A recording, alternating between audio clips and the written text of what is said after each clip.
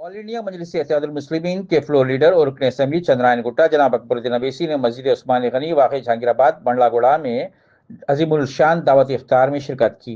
इस मौके पर मजलिस के मुकामी सदूर और मुतवद्दीन के अलावा मजलिस के सरगर्म कारकुनों और मुकामी अवाम की कसीर तादाद ने भी शिरकत की।